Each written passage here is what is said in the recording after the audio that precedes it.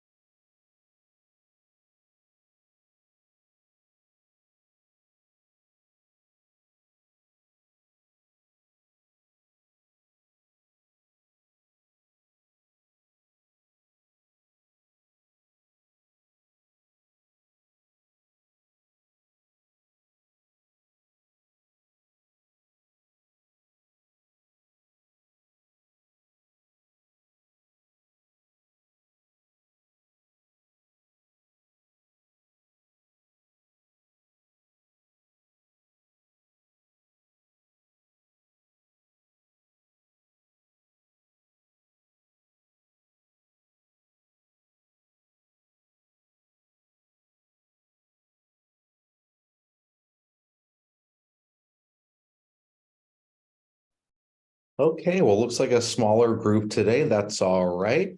So before we get started on our Ignite session for today, any wins out there? Anybody would like to share? I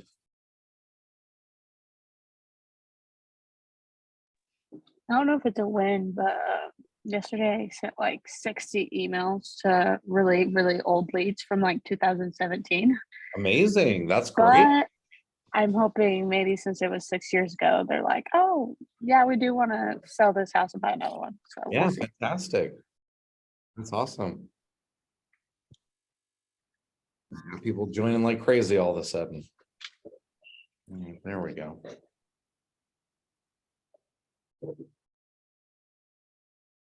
Hey, Lucy, good to see you. Hi. Good to see you too. Any action on your listings, Jeannie? I have action on all of them. I'm just not where I want it to be, of course. You know, it's been slow. Gotcha. Yeah. Any sign calls for you off those? Yes, I got one today, but unfortunately, the way I wrote it up, I can't, do a contract on it. So I'm having my Oh, principal I broker see. here. I gave that one as a referral, and so she's going to be showing that one today. Nice. Uh, Cool. So we'll see what happens. Yeah, I love those sign calls, that's for sure. I think I get more business from my signs than anything. So if I've got 3 listings out there, even if they don't sell right away, I'm okay with it. Yeah.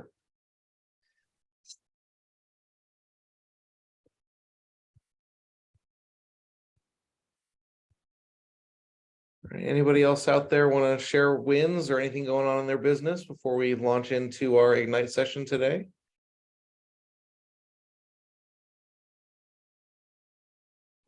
Oh, I mean, I guess it's Kevin, by the way. Hey, Kevin. Yeah, yesterday I did my first showing of a house. I was like it's like an investment property, it's like a fixer upper for sure. But the guy only it's like cash only thing. So the person I went and showed it to, he's a contractor, so he was gonna go talk to his investor, see if it was a thing they wanted to do or not. So we'll see, I guess. So that's what I'm waiting on so far. But it was Awesome. pretty cool to get the first showing. Yeah, that's really cool. So, what was the property address? It's on Royal Avenue. I forget exactly. Okay, Let me see. all right, sure. 3356 Royal Avenue. Yeah, awesome, cool. So he has until tomorrow. I told him to put the offer in if he does want to. Yeah, very They're cool. gonna, yeah, we'll see. Yeah, keep me updated. I will. Okay. Let me just get a quick snapshot of our attendance here and we'll get going. It is interesting with these shorter bites of Ignite. I was prepping for today's presentation, and really this class is potentially pretty short. It's going to kind of just depend on what kind of discussions we have that kind of come about through some of this material, but we may be able to kind of shoot through a lot of this pretty quickly, depending. I'm just going to introduce some concepts surrounding negotiations to everybody. A lot of the things, you might find self-explanatory and or potentially basic in some cases, but I think it's really good to, just kind of have these basic reminders.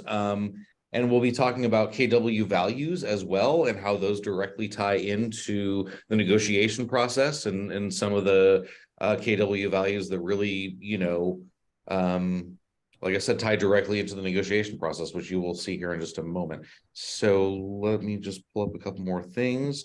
So this is actually my first time running the Ignite 2.0 PowerPoint presentation with a separate guide while also having to know what your guide looks like. So if I run into any technical difficulties, I do apologize, but I did a little practice session earlier today, so I think we should be good.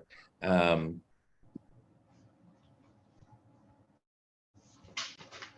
right, and let me just minimize everybody there. Okay. Actually, I'll leave you guys up so I can see it. There we go. Okay, so is the Ignite session 18 place card up and full screen for everybody? Okay, great, fantastic. As you all are aware, we have now made it to session 18 of Ignite, which is already 6 more than there was the last time we ran Ignite, because it used to only be 12 sessions. We've kind of broken it up. So we're really kind of getting down to the end of our Ignite session, as well as the PC classes. And then at the end of everything, we do send out the attendance that we have you down for. So you're able to kind of mark your calendars for Q1 for which classes you kind of, want to make up or take again, things like that. But yeah, welcome to session 18. We're almost all the way to the end of our first launch of Ignite 2.0. So it's pretty exciting. Usually you guys have me for a lot of the PC classes when we talk about contracts or listing presentations, buyer presentations, but I'm filling in for an Ignite instructor who had a family medical thing and is not able to attend today. So that is why I am here. We're going to talk about just simply what is a negotiation, the path of the negotiation, how our KW values kind of tie in with the negotiation process. We'll talk about the 3 Ps of negotiation. We love our acronyms, so we have 3 Ps here, of course, for you today. We'll kind of just go over a couple little tips, and then really, like I said, there's the potential that we can kind of get through this pretty quickly. Or, if we have some discussions that kind of come up that we want to kind of dive deeper into some of these concepts and maybe do some hypothetical scenarios and kind of some role play that we can totally dive into that as well. And we will certainly have the time. So if questions kind of come up as we're going through, feel free to ask. We're not in a rush by any means. So let me just skip ahead now to, as you can see here, this is how far we've come so far. And we just have 2 more Ignites after today.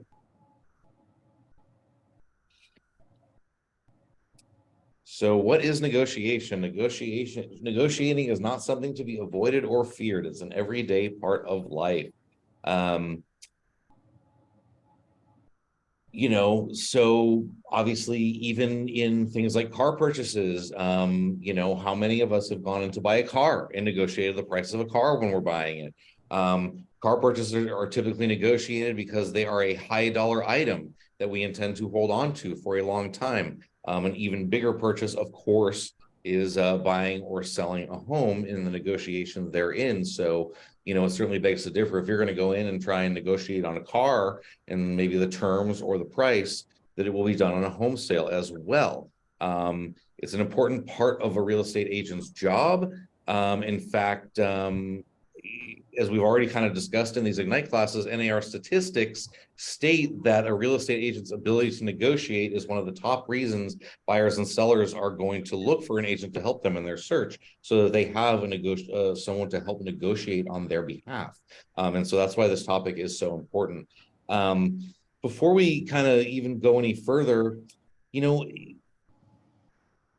we're kind of all at different places. Some of us have already have some transactional experience under our belt. Some of us maybe have yet to do our first transaction. But no matter kind of where you fall on that spectrum, does anyone have any limiting beliefs out there or fears when it comes to negotiation, or maybe just questions that, kind of starting out here, you want to make sure we kind of talk about in the course of this? I have, and I probably need to go to your office hours later today for this, but the house that I showed on Sunday, they are thinking about wanting to do an offer, and they want to ask for a seller credit. Is that's part of negotiating, or Certainly. is that not really negotiating because that's their first offer and it's not back and forth?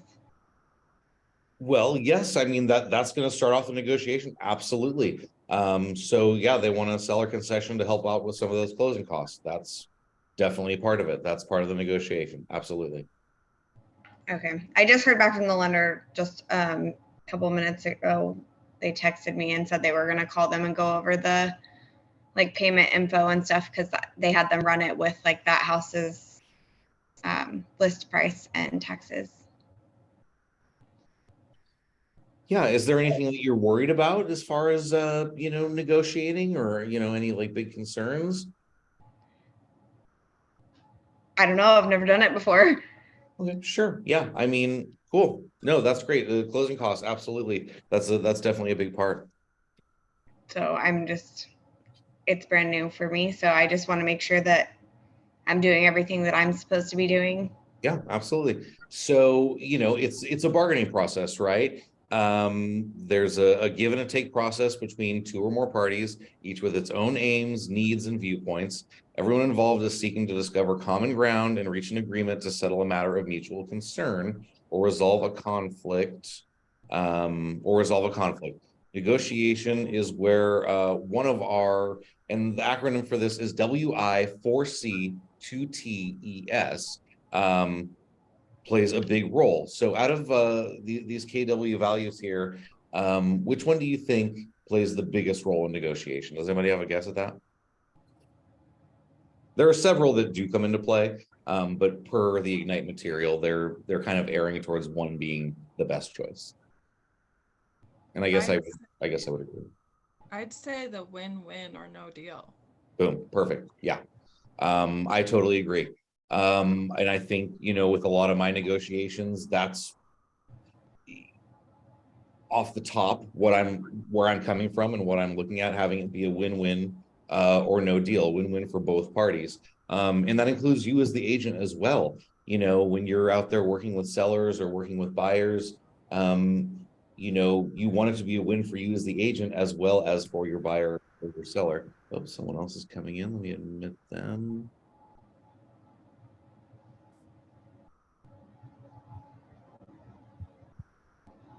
Oh, I can't get my mouse back.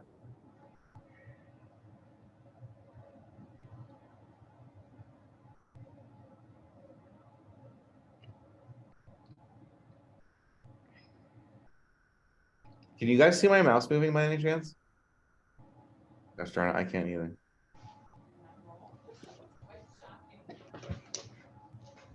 Okay, well, at least I got this part back.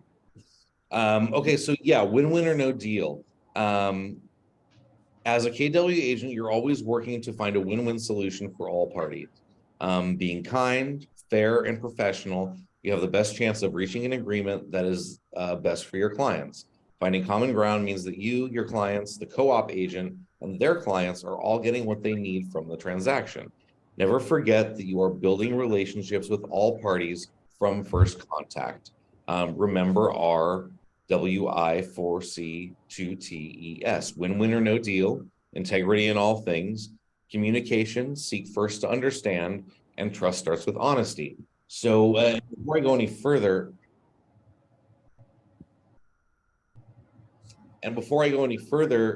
the communication one in there, that has truly been one of those values that I take with me to almost every single interaction, either in business or personal. I feel like for a long time, I tended to be a person that was happy to assume things and went into plenty of situations thinking, well, it's probably this, it's probably that, it's probably this. And I already kind of stepped into a situation, maybe being jaded one way or another, already having an opinion before I've really even begun to communicate with that person. And it's amazing, you know, that saying, you know, by assuming you make an ass of you and me, how many times that I have done that to myself simply by not following that simple value of communication, seek first to understand. If you go into a situation just assuming a bunch of things, the odds that you're gonna make an ass of you and me are enormously increased. And so as far as that value and one of those you know, negotiation tactics, that's one that has truly changed my life. Just as far as, you know, trying to leave all the preconceived notions at the door, communicate first, then you'll understand. You don't have to assume anything, communicate. So yeah, I really love that one. Remember to keep emotions under control, never be defensive. It's our job and role as the agent to do just that. You know, it's our clients' emotions that we're going to want to be managing. We as the professional need to kind of maintain that neutrality as far as our emotions are concerned, and certainly don't get defensive. You know, negotiation is just part of the process. And then always give people grace, put yourself in the other client's shoes, or in other words, understand that if you're, like, say, on the seller side, understand that maybe that buyer might be losing out on their dream home. And so just try and see all sides of the negotiation process to help kind of maintain that neutrality, that you know, not being defensive and keeping your emotions under control. I've lost my paging ability again. That is so weird. There we go. Okay. So the path of the negotiation, and there are two options after an offer is presented. And Ashley, we kind of, you know, hit on this right at the get-go, right?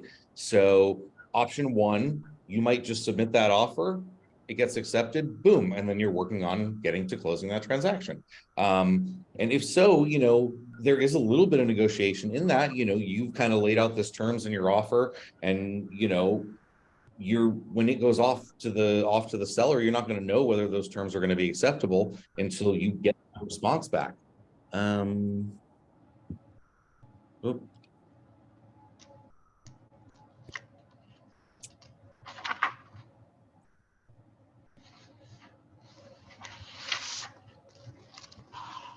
Okay, hold on. I had to back out because people keep joining and I'm not able to admit them. 1 second. Let me get an updated attendance here since so many folks joined. Class wasn't showing up on the calendar earlier until about quarter after. So it was hard to get signed in. Oh, interesting.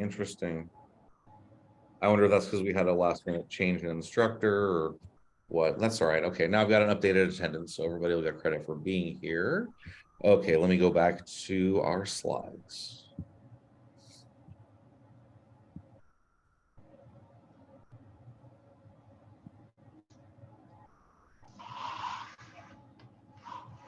Okay, so like I said, there's the example that we kind of talked about earlier with, sending that offer out and then just having that acceptance right off the bat, or you may send that offer out there and see either a flat out rejection from your seller, or you'll be countered. Then what will take place, likely if you're communicating with your co-op, which we'll certainly talk a little bit more about, there might be a little bit of a back and forth between you and your co-op. Maybe another counter will come back across. And then your buyer will have the opportunity to either accept, counter, or reject the counter offer that the seller has made. And then hopefully, really, if you're communicating the way you should be with your co-op, personally, there shouldn't be a need for seller counter 1, buyer counter 1, seller counter 2, buyer counter 2, and to go back and forth 3 and 4 and 5 times. That to me just kind of shows a lack of communication. When you're out there representing your client, this is your career now, so you're going to be probably working with these same agents multiple times. I highly advise just keeping a strong, open set of communication with your co-ops. The more counters go back and forth because the agents just refuse to pick up the phone and call each other, that just kind of raises the anxiety, raises the intention that much more. Communicate with your co-ops. In the last Ignite session, we learned about offers. Simplified, when an offer is accepted, it moves through the process toward a close. However, it usually isn't that simple. If an offer is rejected or countered, we negotiate with the other side to reach a win-win agreement for everyone. It's important to note that every transaction is unique. So negotiation may not always only happen at this point of the transaction. Remember, to get to this point, you've had to lead gen and gotten into a relationship with your lead through follow-up to get an appointment and signed an agreement. Then when you get your buyer qualified and show them homes, or as the listing agent, you've helped your client make the choices that best showcase their home and market that home. To get to this point of the transaction, there has been a lot of time, money, and effort invested. You shouldn't lose the deal because your negotiation skills weren't up to par. Today, we'll focus on establishing your negotiation skills so that you can close with confidence and win-win.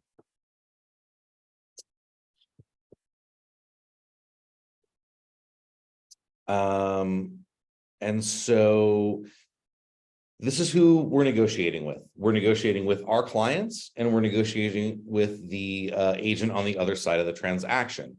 You are always negotiating with your clients and with the agent on the other side. And don't forget, this is your career. And if you continue to conduct business in the same market, you're likely to encounter the same agents on the other side of the transactions over and over again. Now that you know who you negotiate with, and there's a bunch of different examples of this, what do you think gets negotiated in a transaction? Just start throwing things out there. Anybody? Who's going to pay for what in terms of closing costs? Yep. What else? Purchase price. Yep, exactly. Anything Inspections. else? Inspections? Mhm. Yep, absolutely. Close dates. Absolutely. That's Repairs. completely a part of the negotiation of the close date. Repair, absolutely. How about like a rent back or renting before closing? Kind of already talked about inspections. Yeah, just the different lengths of different time frames, all sorts of stuff can be negotiated. So some of the common points of negotiation, most of which we kind of discussed. The main one obviously is price. Usually the primary factor is price, i.e. the cost of the property. And then of course there's the terms. Certainly there are going to be a lot of transactions out there that some of those finer points in the terms are going to be huge sticking points for buyers and sellers. But at the end of the day, I can't think of very many transactions where really the end all be all that was going to solve all the problems in life for both parties was that price. Whether that be, the buyer would certainly sacrifice one of their terms that were a sticking point by getting the house for a really great price, or a seller would certainly be willing to sacrifice one of their terms for getting everything they wanted out of the sale of the home. So that's definitely going to be the primary factor most of the time.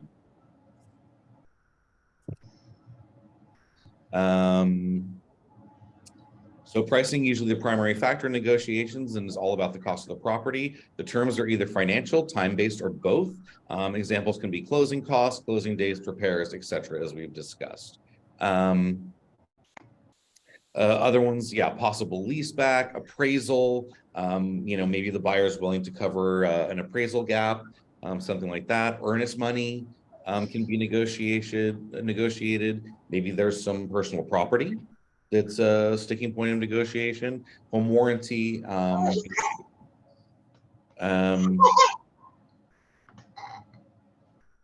And so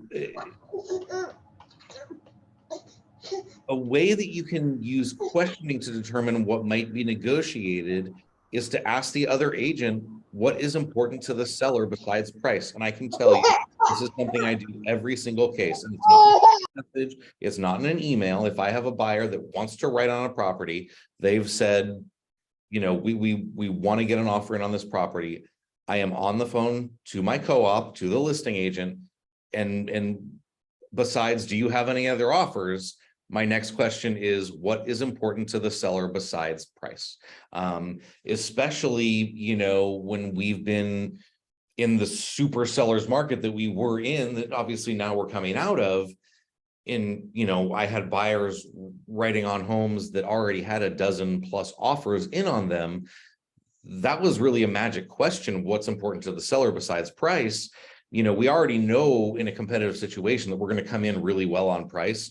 In the mix with the other kind of top offers that are in there, what's those other little things that we can tweak our offer to? Would it be 2 weeks free rent back for the seller to stay in the home after close to get moved, things of that nature, maybe just putting a little bit more down earnest money to make the offer just look a little bit more attractive, things like that. So that's a great piece of advice when you're writing your offers. Call your co-op, ask them what's important to the seller besides price. Usually it's going to be something your buyer's going to be willing to tweak if it's going to mean securing their property, potentially their dream home.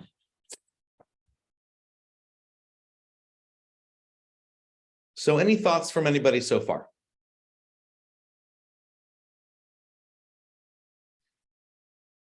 Or even any questions that have kind of come up that we're thinking that we want to make sure that we cover as we continue to go through this stuff.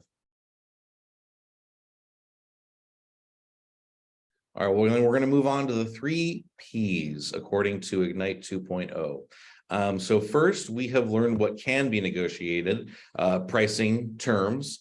Now we're going to talk a little bit about a model that we can use as we work through negotiation.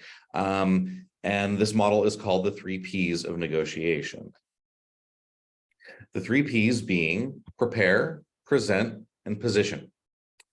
So if you have your participant guide, this is the time that you can go ahead and turn to the 3 Ps approach in your participant guide if you happen to have that in front of you. It probably looks something like what I'm showing up here on the screen. Negotiation is a skill that anyone can learn and can be perfected with experience. The best practice you can follow is the 3 Ps of negotiation: prepare, present, and position. At a high level, the model is prepare. Preparation is key to building confidence and ensuring a smooth negotiation process. Present. Move into the negotiation process by presenting your offer. Position. Move both parties closer until you have a full agreement. Throughout this next section, we'll go in depth into each of the 3 pieces and spend more time practicing and role modeling each step. If you still need more practice after today's session, you can always use the enrichment time in Ignite to find a partner to practice. So, prepare. The first P, prepare, details the actions and steps that you'll take before entering a negotiation. To prepare, you need to know your goal, have a clear goal of reaching a win-win agreement in which both the buyer and the seller are satisfied with the outcome of the negotiation. Remind your client of their motivation for moving or buying the house. And when the contract closes, they'll be able to move on with their lives. And this will come up a couple more times. And I think that that statement right there can't be understated. Remind your client of their motivation. When we're going through this process with our clients, either buyer or seller, oftentimes the stakes get pretty darn high at one or multiple times during this transactional process. And I find that the best thing that you can do in those moments is to bring your client back to why they decided to sell in the first place, or why they decided to get pre-approved and start this journey of becoming a homeowner in the first place. Go back to their motivation. It's our job to kind of keep that clear head, stay neutral, be the guide and the really kind of, grounding place for our clients, so that when they start to feel a certain sort of way, we can kind of just bring them back to a little bit more of a Zen place, bring them back to their motivation. Like I said, whether you're on the buyer or seller side, there's a bunch of time that you will spend having to kind of manage your client's emotions. And the only way that you're going to be able to do that is to already have a clear and level head that yourself, not make it about you, not make it about your emotions, and have it be about your client instead. So anyways, know your goal, then know your client. Make sure you fully understand your client's goals. Learn the areas in which they are willing to negotiate and where they will stand firm. Think ahead. Anticipate what the other party intends to get out of the negotiation. Write down how you think they may counter the offer and how you plan to handle it. Set clear expectations. Prior to meeting with the other party, set clear and realistic expectations with your client. Then underpromise and overdeliver. Again, I think that can't be stressed enough as far as underpromising and overdelivering. Set clear expectations. It is so hugely important to this process, whether you're on the buy side or the sell side. Promising the world and then completely undelivering. There's no quicker way to have a client want to fire you and work with someone else. Doing the reverse of that is the only way that it should be done. Underpromise and overdeliver. Stress the importance of moving quickly to create a sense of urgency. Time is of the essence in real estate, and all your clients should be aware of that. Part of setting clear expectations with your client is being clear that win-lose agreements are likely to be rejected by the other side. Set yourself up for success, make it a win-win. And all of these points should be in your participant guide. This is something that if you're ever feeling a certain type of way as an agent, you just had your inspection and your buyers are like, we want to ask for this, and this. Go back through all these points, remind yourself of all these different great tips to kind of ground yourself back in before giving your buyer and or seller a call back to have that discussion with them. you know, these are points that can be used in any negotiation for the rest of your real estate career. Like I said, if you're ever kind of feeling a certain sort of way because it's getting pretty heated and you're kind of getting drawn into the emotions that your buyer and seller are putting out there, get clear, go through these again, and kind of bring yourself back to that professional place, that neutral place, because there's a lot of good stuff in these. Be informed. Before making an offer or counter offer, it's good practice to speak with the other agents. Ask open-ended questions and use active listening to find out as much as you can about the other party and their agent. This helps you know with whom you are negotiating, on what points you will negotiate, and where you and your client have leverage. Obey the laws. Every state and locality have their own set of laws that regulate zoning, mortgage qualification, and other real estate matters. Stay current on your local regulations and stay out of court. Know the documents inside and out. Become familiar with your local Board of Realtors governing forms. Take the time needed to understand the templates and what belongs in each field. And so a couple more on know the documents inside and out. Our network has contracts classes every Friday with our amazing compliance officers and principal brokers. So Tom, our head principal broker, usually heads that up, and we have our compliance officers, Liliana, Madeline, who know an awful lot about all these documents. So, you know, if you want to know your contracts inside and out, definitely, you know, KW has contracts classes every single week. And going a step further on knowing the documents in and out, as many of you I'm sure know, there is going to be another option starting in 2023 for us to use for forms in addition to the OREF forms, and they are the Oregon Realtor forms. It's a whole different set of forms that we can use to facilitate the transaction. And I've already begun getting familiar with them. The principal brokers and the compliance officers at KW the next 3 weeks are going to be focused on the new forms in their contracts classes. They're not going to be doing OREF. They're going to be doing the Oregon Realtor forms instead. And they are offering CE for those as well. So if you want to brush up on the new forms that are hitting in 2023 as an option for us, go ahead and feel free to go to contracts class because you also can get some CE credit for that as well.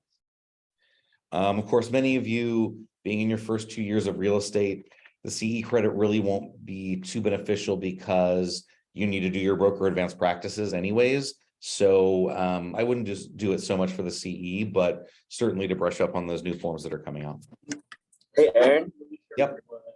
I guess, yeah, what is C credit? I keep seeing that on like some of like the classes things or whatever. So this is Kevin, right? Yeah. Yeah. So in your first 2 years of real estate, you have to take a CE class called Broker Advanced Practices, and that's 27 of like the 30 hours you have to do. So accumulating piecemeal CE hours, you won't have to worry about that for another 2 years, basically. But then once you do, title companies, lenders, the Eugene Association, the Springfield Association, the Portland Association, there are all sorts of classes being held all the time. And if you go to certain ones of these classes that are registered with the real estate agency, you can earn CE credit. And throughout your renewal period, build up your CE credit by going to all these different little classes that are out there. And you'll know that it's for CE credit because it'll be advertised that it's for CE credit. And basically every renewal period, you plug all those little classes that you went to into the real estate agency website, and then you'll get credit for your CEs, and then you can renew your license. But we all have to have a certain amount of CEs every 2 years to be able to renew our license. That makes sense. No, yeah, that makes total sense. But in your first 2 years, it's a really specific thing that you have to do, and it accounts for virtually all of your CE hours. So I wouldn't worry about piecemealing any CE credits to go to, unless the topic really super interests you, and then just go for your own benefit. Yeah, no, for sure. Okay, thank you. Okay. So ask purposeful questions. And then if you're following along in your participant guide, this is the purposeful questions page. Understanding the right questions to ask is important to the negotiation process, and to be able to prepare in the most comprehensive way. Asking questions allows you to establish and uncover the objectives and goals of your client and those of the other side of the transaction. By asking questions, you gain more information. As you gain information, you will strengthen your ability to negotiate and increase your chances of having a win-win negotiation. Benefits of asking questions: provides you with the points you'll negotiate on, provides insight on where you and your client will have leverage, sets clear expectations, allows you to get to know your client and their goal, and then helps you learn what will make it a win-win negotiation for both parties.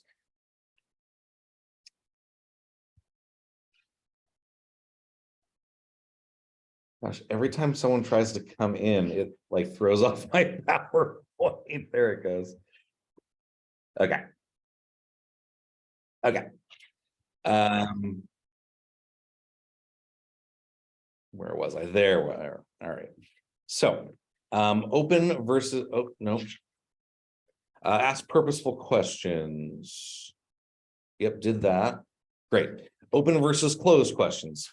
At a basic level, there are two types of questions: open-ended and closed-ended questions. Open-ended questions, they're questions that have unlimited response options. For example, what additional information should I know? Or like we covered a little bit ago, what's important to your seller besides price? What's important about closing in 30 days? Or how do you feel about that? That's a great open-ended question that I ask all the time in negotiation process. How do you feel about that? And it just allows them to kind of answer in whatever sort of way that they need to. And then, of course, there are closed-ended questions as well. And these are questions that expect a specific response, often a yes, no, or one-word response, such as, do you have to sell your home by a specific date? You're looking for a very specific piece of information with that. Do you have any other offers? What bottom line price would you consider?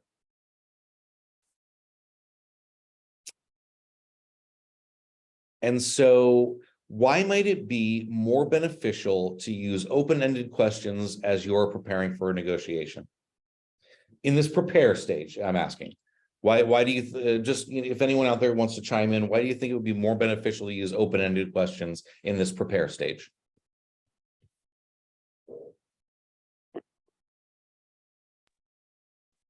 If you know exactly what they want and what they expect, then you know how to move forward with your negotiation. Yeah, absolutely. I mean, we're still kind of in our information gathering phase. So the more kind of open-ended we can leave the questions at this phase, it's going to, like you said, inform and set our expectations and everybody's expectations properly for when we actually present this offer or counter offer or whatever we're going to present. Yeah, absolutely. So what and why questions?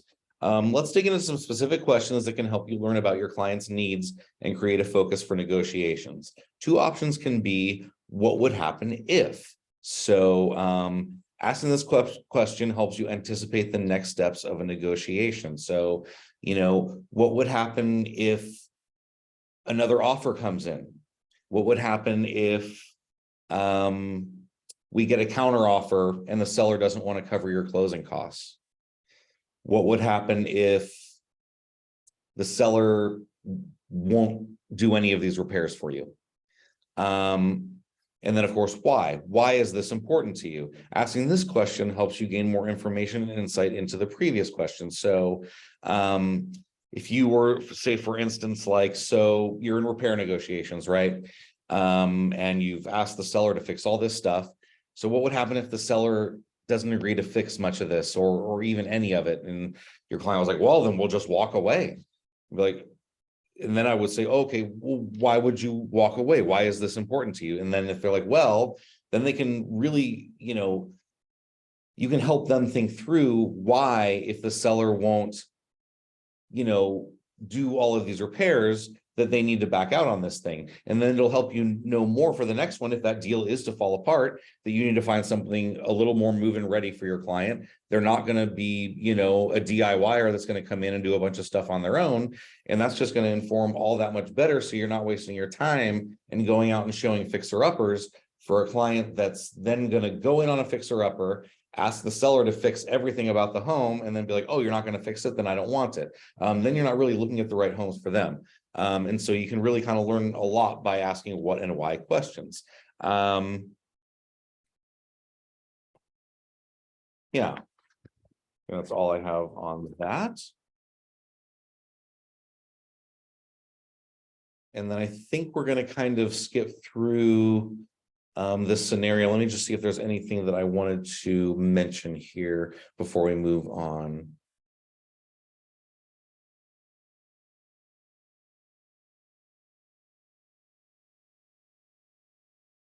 Yeah, if you guys want to, you know, partner up at the end of class and kind of, you know, do some role play on a back and forth on this stuff, you're perfectly welcome to, and I can kind of send you out in breakout rooms if you want. But we're going to skip through kind of the scenarios now, since in this Zoom format, it's kind of difficult to do.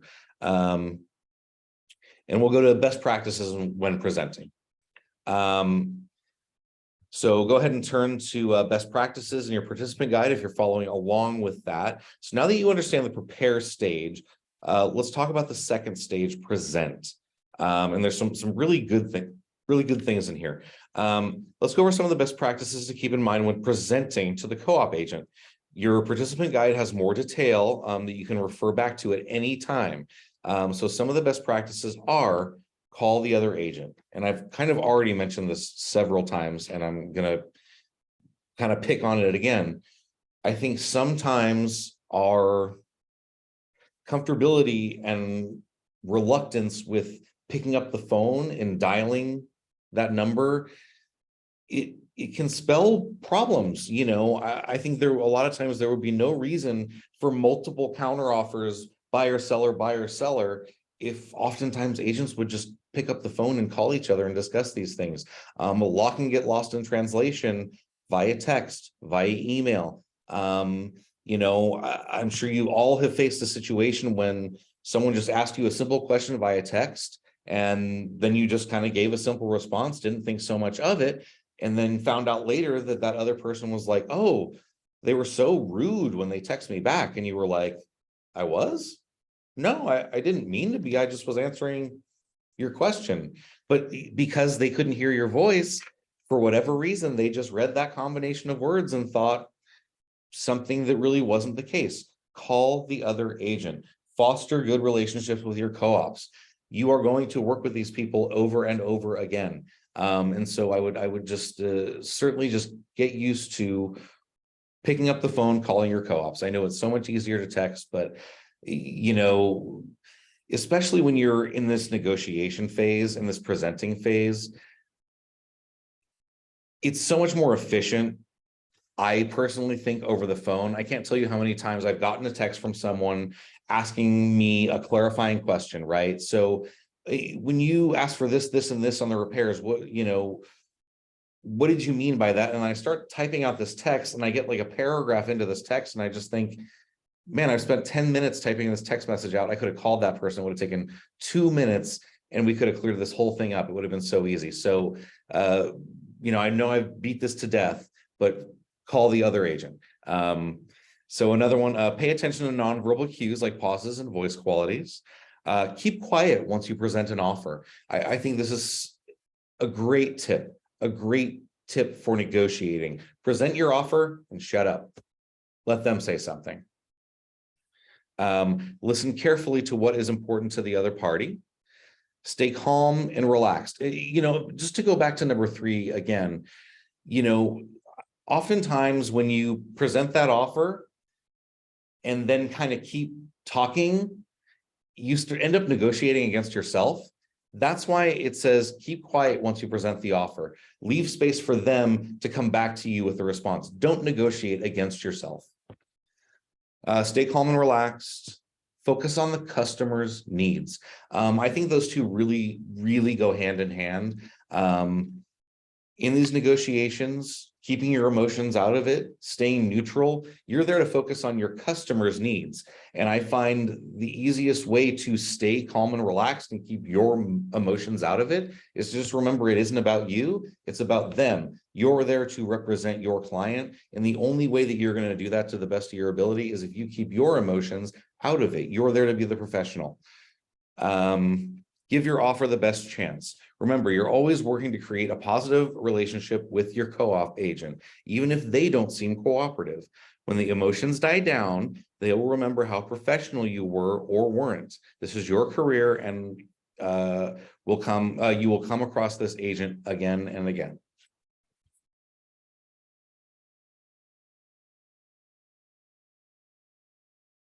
Okay. And then position. So now that we've covered the first two P's, we're ready to talk about the third, position. Positioning is about moving both parties closer until there is total agreement. When you are engaged in this third step, you will acknowledge the common ground. You're looking for places where the buyer and seller are in agreement. This also helps uncover the areas that can be adjusted versus the ones that are set in stone. Then use what and how questions. These specific types of questions will help you better understand the priorities on the other side of the table. Your participant guide has some more details on using what and how questions that will be useful when you are negotiating. Understand that this is a process. Sometimes you will have to go back and forth multiple times to come to an agreement. And that's true. That's absolutely true. Sometimes you will have to go back and forth multiple times. You know, in a lot of that is a byproduct of arm's length. You know, it's designed so that the co-ops talk to each other and the clients don't, which sometimes does create an extra step in the process oftentimes because we're calling back and forth. However, it keeps a lot of the emotions out of it. You know, I haven't brushed up on these stats very recently. Maybe one of you guys know it better than I do.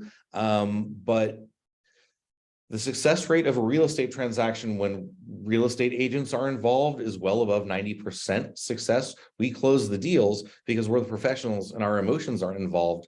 But just around, I think it's a little bit higher than 40% of all deals that are for sale by owners fall apart and don't make it to close because they are emotional. They don't know the process like we do. They don't know the paperwork like we do. They don't know the contingencies like we do. And so that's why, you know, buyers and sellers, when they try to do this on their own, have a much higher failure rate in falling out of escrow than when real estate agents are involved. Oh, okay, this is a process. And then remember the WI4C2TES. Know when to walk away from a deal that is not going to be a win-win without damaging relationships in the process. You know, the last thing that you want to do, because we want to commission check at the end of this, is to convince your buyer or seller to take a deal that is a win for the other side and not for them. You know, a lot of us that are operating in smaller areas, you know, I would argue even us Eugene Springfield folks, our area is too small to damage your relationship in that way with a buyer or a seller and having them feel bad about a deal that they felt like they were pushed into. Word of mouth can go really far in our markets. And, you know, it's just not going to be worth damaging your reputation for a deal that is not a win-win. And I think that's a great point.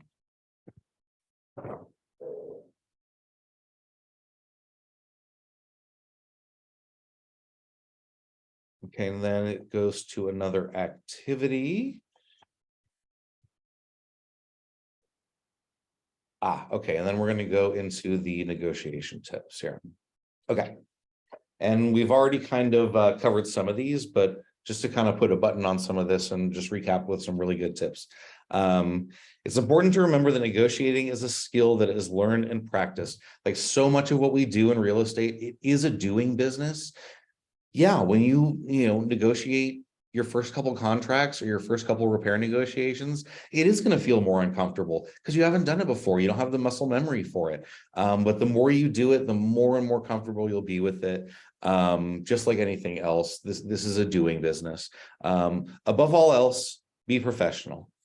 Remember your goal, a signed contract. This is what you're driving toward, and it's what both agents and their clients have in mind. Control what you say to anyone involved in the transaction. If you create anxiety in your client or other parties, you're reducing their leverage in negotiations. I think it's a great point. Continually refer to motivation. Remind your client why they intend to buy or sell and help them reevaluate their request if they're becoming unreasonable. I think so much of what we do goes right to that one sentence right there. Really and truly. Continually refer to motivation, either of your buyer or sellers. Remind your client why they're doing what they're doing in the first place. Help them reevaluate their request if they are becoming unreasonable. Don't reveal too much. Listen more than talk. Keep your client's motivation close to your chest.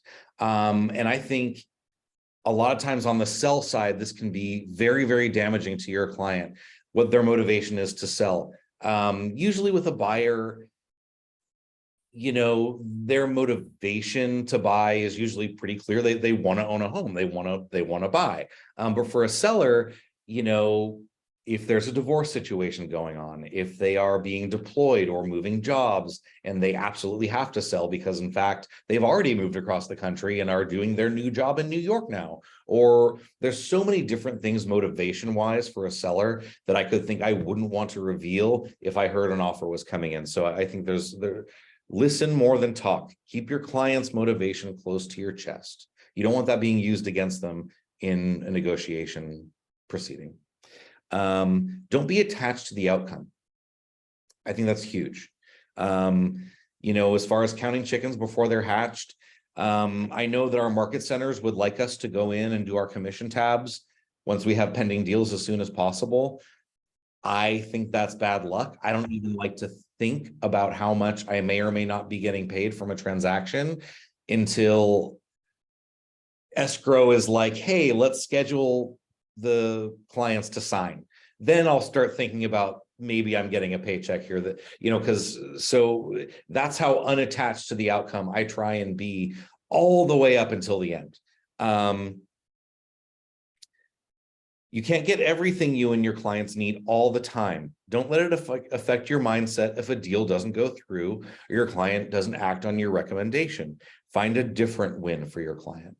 And that's completely something I think all the time. You know, if it doesn't happen on this one, keep the trust strong and keep the relationship strong with your client. You'll get them on the next one. There's no quicker way to ensure that you'll never get a paycheck is trying to push your client into a non-win-win deal.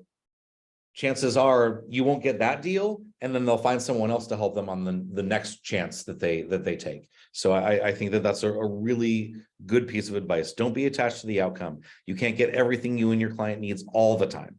Don't let it affect your mindset if a deal doesn't go through or if your client doesn't act on your recommendation. Find a different win for your client. Is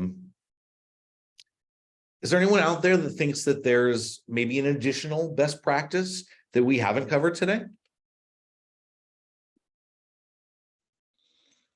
I was gonna share when I had an offer and I reached out to the listing agent, my coach told me, and I thought this was kind of interesting, but not to share like, oh, you know, my clients want to make an offer. What are you interested in besides price? But just to kind of be more neutral, like not to share that yet, like, oh, they're still thinking about it. They really liked this and that about the property, and then ask them what is important. Yeah, I completely agree with that. What I'm fond of saying on that side of things is, you know, something to the effect of, if my client were to put in an offer, Mm-hmm. do you have any other offers? if they were to put in an offer, what are some other things besides price that would be important to your seller? Yeah. And then the funny thing is usually the answer you'll get to that is, well, price is the most important. And then also this. But yeah, I think that's a great point. You know, if you have a client that's thinking of submitting an offer, because, you know, for me, until that offer is transmitted to the listing agent, your client is definitely still considering putting in an offer. Until that offer is sent over, they're still considering. Mhm. So I mean, you're not misleading in saying that at all. Yeah.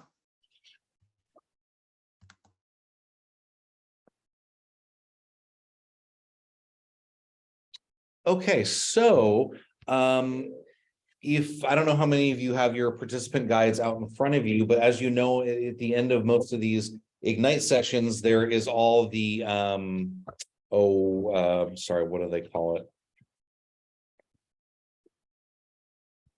All the things that they want you to do as far as the role play, the daily success system, and what you're supposed to go out and kind of do once class is over. So certainly, you know, if any of you are wanting to ever do role plays, please let me know and I will find you someone else that you can kind of hook up with and kind of bounce some dialogue back and forth if you want to do some script practice, things like that.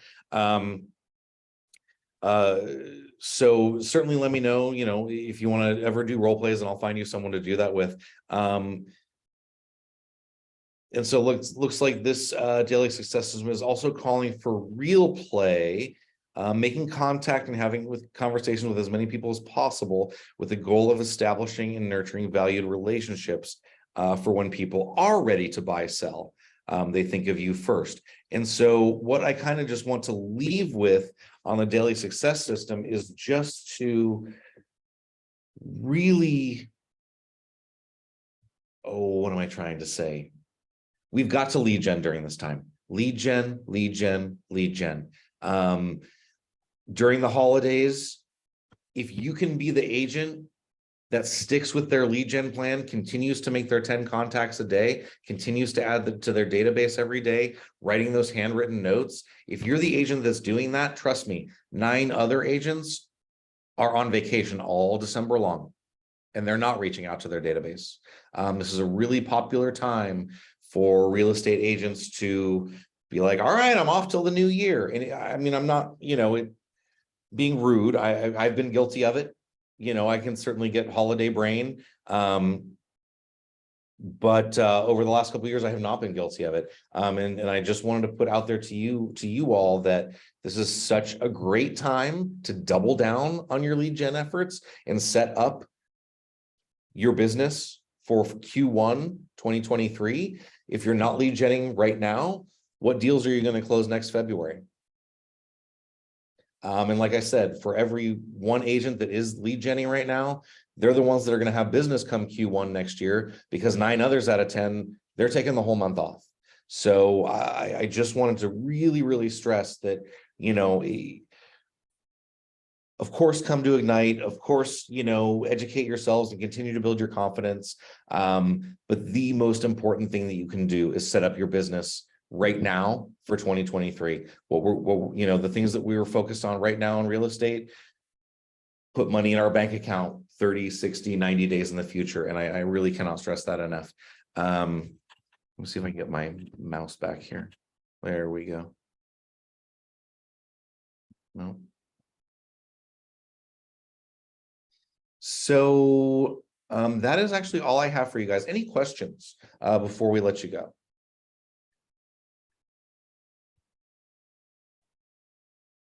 Can anyone tell me how I can get my cursor back? So annoying. This is kind of not so much related to the negotiation, but the clients that I showed the house on Sunday, and then they were having the numbers ran to potentially put an offer in. That's the only house I've showed them. Is that normal? Like, should I like encourage them to look at something else, or What's the price point? 300? So there's not a ton else out there, but there are other homes. So there are a couple other things that are out there. And so, okay, well, here's a question for you. So in looking at their matches, do you feel like if you were them, would you want to see other homes? And those other homes that are on their list, are they as appealing as the one that they want to write on? I guess the one that I'm wondering I guess I should just ask why they aren't wanting to look at it is because it's the closest one to where they're currently living, to their jobs. It has a little bit more square feet than the house that they're looking at. The only thing is it is a manufactured home, and the home that they saw is a stick built. Okay. So I think you have it exactly right. You could just ask the question and be like, just out of curiosity, this match came up. I thought you guys would be interested in that. No? And if you're like, no, we don't like it because this, that, and the other, like, oh, okay, cool. okay. Then you know. Yeah. Any other questions out there? I know this is a pretty short one today, guys. When I was prepping for it a little bit ago, when I went through everything, I was like, okay, I expected it to only be about an hour, so I'm not surprised that's about all that it took. Oh, just to let everyone know also, next Monday, there is no class because of the Master Series in Portland. So there's no Ignite next Monday. Actually, let me look at the schedule and make sure I'm actually correct about that now that I'm saying it.